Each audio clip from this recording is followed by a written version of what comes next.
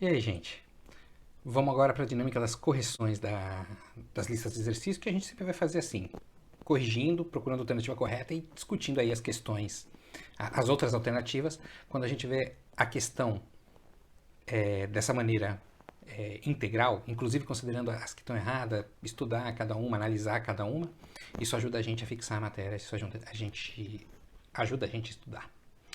É, Peço desculpas porque, como vocês podem perceber, o vídeo vai ser meio tosco, porque estou filmando com iPhone, sem luz, estou usando como microfone o microfone do fone de ouvido, né, do celular. Mas aqui o negócio é assim, a questão é conteúdo, não é tanto a forma, né? Mas quando eu for aprendendo, eu faço uns vídeos mais bonitos, assim, tipo blogueirinho sensação.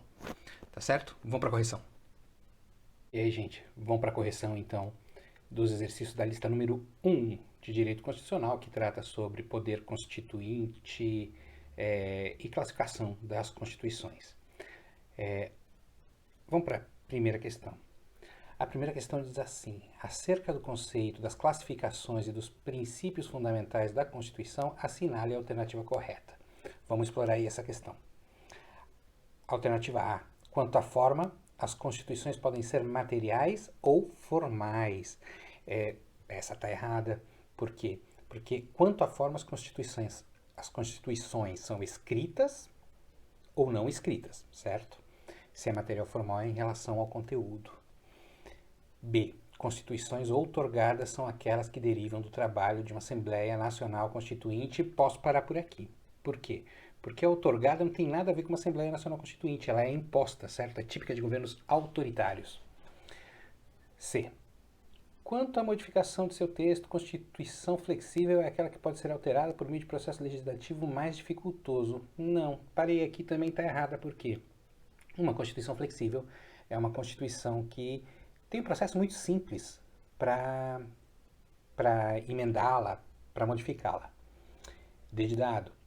Constituição não escrita é o conjunto de regras não aglutinado em texto solene, mas fundamentado em leis esparsas, costumes, jurisprudência e convenções. É isso aí que é uma Constituição não escrita. Não tem um texto único que diga Constituição do país tal, mas as normas constitucionais de funcionamento do Estado, a relação dos poderes está dispersa em outras legislações. E aí, bom, a D é a correta, a alternativa correta é a D. A E diz que sintética é constituição que regulamenta todos os assuntos que entende. Não, não é todos os assuntos. A sintética ela vai somente em alguns pontos, assim. Ela não se estende, como é o caso da nossa Constituição. Legal? Acertou? Número 2. Assinale a alternativa que apresenta de forma correta a classificação da Constituição Federal de 88 quanto à correspondência com a realidade, a origem e a dogmática, respectivamente. Então vamos lá. A Constituição brasileira ela é nominalista, normativa ou semântica? Então, ela é normativa. Todos estão sujeitos à lei, sujeitos à Constituição, certo? Pelo menos em tese. Ela é promulgada ou outorgada? Promulgada, porque a outorgada é aquela que é imposta e a promulgada é aquela resultado da... Me distraí com a luz aparecendo aqui. É um ET, não liga não. Mas ela é promulgada porque ela foi resultado de um processo de deliberação por uma Assembleia Constituinte eleita com a finalidade de escrever a Constituição. Ela é ortodoxa, eclética ou formal? Na verdade, ela é eclética quanto a sua origem, a sua dogmática. Por quê? Ela trata de vários assuntos, vários... ela não se limita a matérias somente constitucionais, ela trabalha com matérias que não são tipicamente constitucionais. Vocês já devem ter visto. Ou previdência e educação, sistema escolar e tal. Certo? Então, alternativa correta. Alternativa D de dado. Questão número 3. Diz assim: no que concerne ao processo reformador da Constituição Federal Brasileira, assinale a alternativa correta. Letra A. O processo legislativo é bicameral. Correta. É a alternativa correta. O sistema brasileiro para a reforma da Constituição, né, para aprovação de emendas, exige que o texto seja aprovado nas duas casas legislativas, na Câmara dos Deputados, que é a representação do povo, no Senado, que é a representação da Federação dos Estados. Então, o texto tem que ser aprovado nas duas casas e em 2 turnos. Então, a alternativa correta da 3 é a de amor. De novo aqui. No que se refere às características da Carta Magna Constitucional, a Constituição Brasileira de 88 é classificada como? Ela é outorgada? Não. Ela é promulgada, certo? Como a gente já falou. Ela é sintética? Não, ela não é sintética. Ela é formal? Ela é formal no sentido de que tudo que está dentro da Constituição formalmente é constitucional, mesmo que não seja matéria tipicamente constitucional. E ela é histórica? Não é. Ela não é material porque ela trata de questões além do direito constitucional, puro, né? Mas ela é analítica, porque ela detalha, ela avança em minúcias no seu texto. Então ela é promulgada, porque foi feita pelo povo. Formal, porque trata de matéria constitucional, tipicamente constitucional e não constitucional também. E ela é analítica, porque ela se estende, o texto é extensivo, o texto trata de minúcias desses direitos, desses fundamentos da República, do Estado. Então, a alternativa correta é a alternativa D, de dado. Quinta questão. Quanto ao poder constituinte, assinale a alternativa correta. A. O poder constituinte originário é inicial, autônomo e incondicionado. Correta.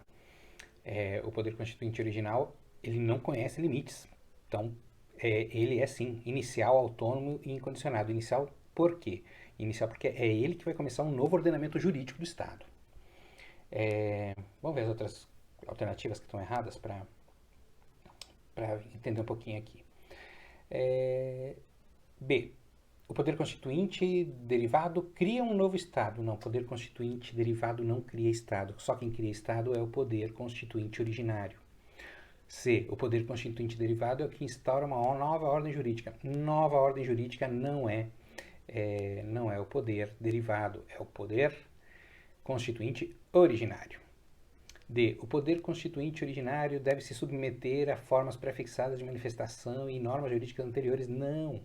Poder constituinte originário, por isso que é bom ler as alternativas, que a gente fixa bem. Poder constituinte originário é aquele que dá origem a um novo Estado, portanto não existe nada antes dele que o condicione. E poder constituinte derivado é juridicamente incondicionado. Não, o poder constituinte originário que é. Certo? Então a quinta questão, alternativa A. Sexta. Acerca da classificação das constituições é correto afirmar que há 2 pontos. Outorgada, também chamada de democrática, parei aqui. Uma outorgada não é democrática. Uma outorgada ela é imposta por alguém. Costumeira é a que traz as regras em um único texto solene. Não traz, a costumeira não traz texto solene, às vezes ela até mesmo não escrita. É um conjunto de regras esparsas. Sintética é a que aborda todos os assuntos que os representantes do povo entendem como fundamentais. Não, a Constituição sintética ela é mais enxuta. Ela trata de questões das questões constitucionais. Como forma de Estado, relação entre poderes, essas coisas. Dogmática, porque ela é sempre escrita, consubstancia os dogmas estruturais e fundamentos do Estado. Sim, a Constituição brasileira ela pode ser considerada dogmática. Porque ela é escrita e lá dentro você encontra muita coisa, mas você encontra também esses dogmas estruturais e fundamentais do Estado. Se a gente é uma república, se a gente é uma federação, está tudo lá.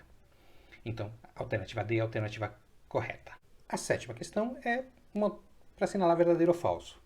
Então vamos lá. Na classificação quanto à sua origem, entende-se por Constituição promulgada aquela que resulta do trabalho de uma Assembleia Nacional Constituinte, eleita pelo povo para em nome dele atuar, nascendo, portanto, da deliberação popular legítima. Essa é verdadeira, isso aí vocês podem colocar que é definição de uma Constituição promulgada.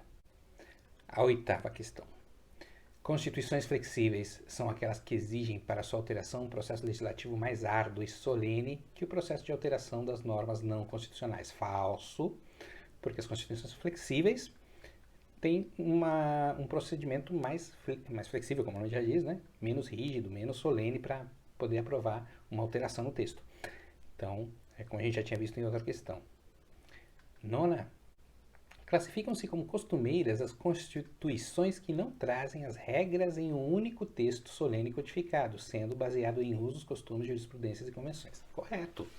É assim que funcionam as constituições chamadas de costumeiras ou não escritas, certo? Ou não codificadas também. Décima. A proteção conferida ao direito adquirido não é oponível ao poder constituinte originário ou derivado. Aí tem uma pegadinha.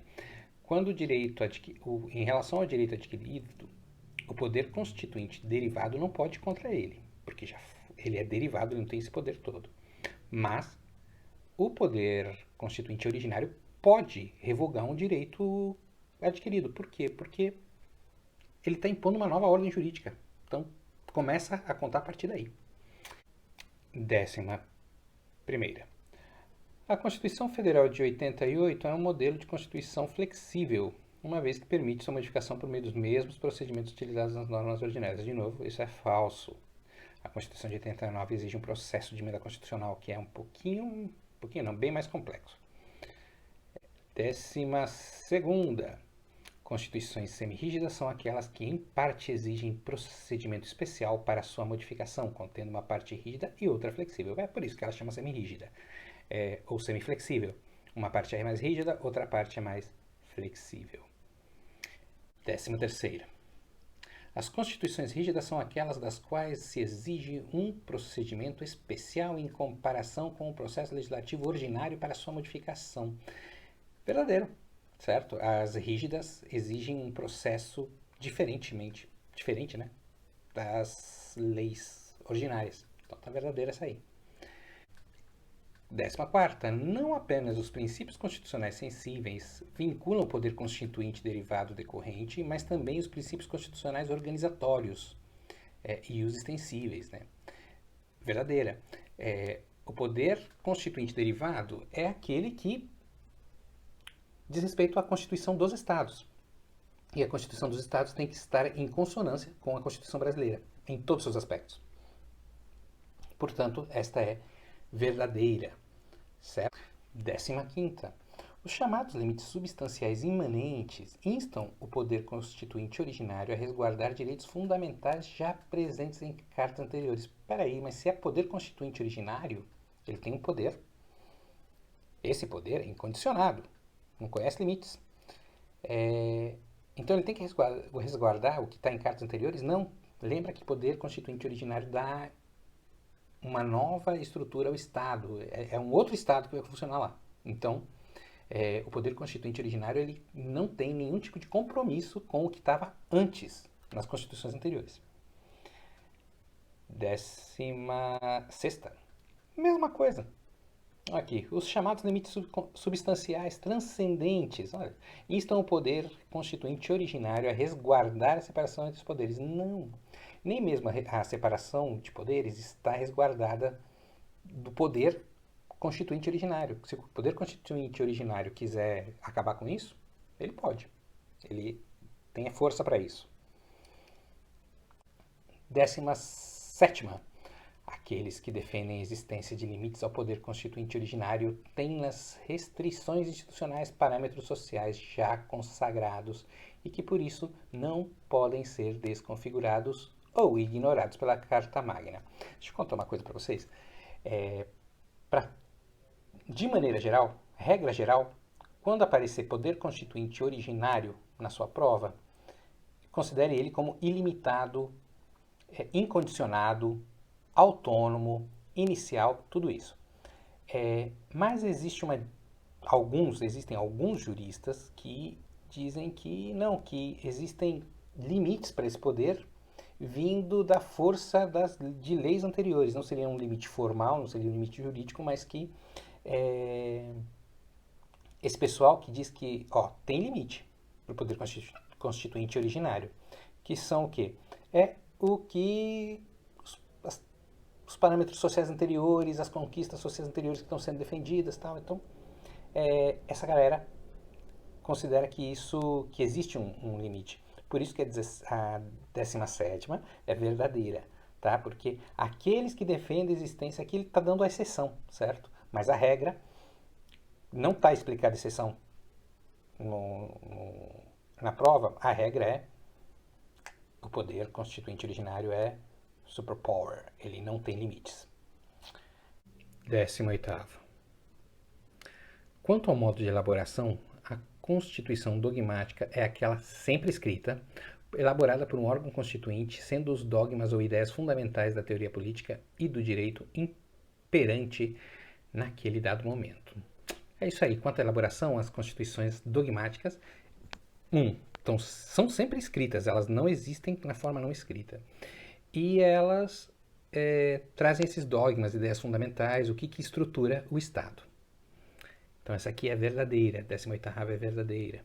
19ª, a Constituição promulgada é aquela que foi elaborada unilateralmente pelo detentor do poder, com a participação popular posterior, apenas referendando a vontade do agente revolucionário. Então, a Constituição promulgada não é isso. A Constituição promulgada, ela é fruto da deliberação de uma Assembleia Constituinte, certo? Mas aqui é importante fazer uma observação, porque não cai muito esse tipo de Constituição. A Constituição que é desse tipo, que é elaborada unilateralmente pelo detentor do poder, e a participação popular se dá depois, quando você somente referenda o texto, é conhecido como Constituição Cesarista. Em homenagem ao César de Roma que fez isso. Mas a Constituição Cesarista é desse tipo. O detentor do poder faz a Constituição e submete a um plebiscito, a um referendo, certo? Para o povo dizer sim ou não. Cai pouco, mas cai. 20ª. A ideia de supremacia constitucional coloca todas as normas constitucionais em igualdade hierárquica. Sim? Sim. Todas as normas que estão lá na Constituição têm o mesmo peso. Não existe dentro da Constituição, não existe um artigo que é superior ao outro. Quando existe conflito, no caso concreto, vai resolver lá no STF. Mas não existe já de início uma norma constitucional que seja superior à outra. Estão todas no mesmo nível. Então até aí está certa. Do ponto de vista do sistema normativo e em posição de superioridade em relação às demais normas. É isso aí. Em relação às outras leis ordinárias e tal, a Constituição está sempre acima, certo? É aquela pirâmide de Kelsen, né, que coloca lá a hierarquia das leis. Então, primeiro a Constituição, depois as leis ordinárias, depois decretos, depois tudo que é infralegal, certo? Então, 20ª é verdadeira. Acertaram tudo?